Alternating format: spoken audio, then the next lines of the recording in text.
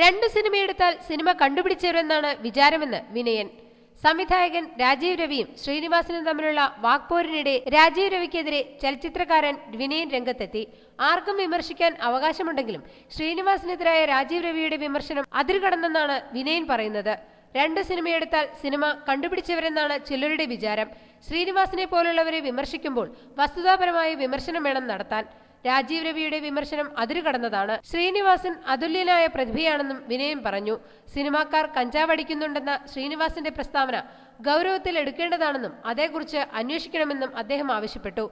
ഒരു മാധ്യമത്തിന് നൽകിയ അഭിമുഖത്തിൽ രാജീവ് രവിയാണ് വിവാദത്തിന് തുടക്കമിട്ട പ്രസ്താവന നടത്തിയത്. ശ്രീനിവാസന്റെ സിനിമകളെ രൂക്ഷമായി വിമർശിച്ച് രാജീവ് രവി അദ്ദേഹത്തിന്റെ സിനിമകളോട് തനിക്ക് വെറുപ്പാണെന്നും പറഞ്ഞതോടെ സോഷ്യൽ മീഡിയയിലടക്കം വാദപ്രതിവാദങ്ങൾക്ക് തുടക്കമിടുകയായിരുന്നു. ശ്രീനിവാസന്റെ മക്കളായ വിനീതും ധ്യാനും രാജീവ് രവിക്കെതിരെ ഫേസ്ബുക്കിലൂടെയാണ് രംഗത്തെത്തിയത്. രംഗം കൂടുതൽ വഷളാകുകയും ചെയ്തു. കഴിഞ്ഞ ദിവസം ശ്രീനിവാസൻ നേരിട്ട് രാജീവ് രവിക്കെതിരെ പ്രതികരിച്ചതോടെ വിവാദം ഉച്ചസ്ഥായിയിൽ എത്തിയിരിക്കുകയാണ്.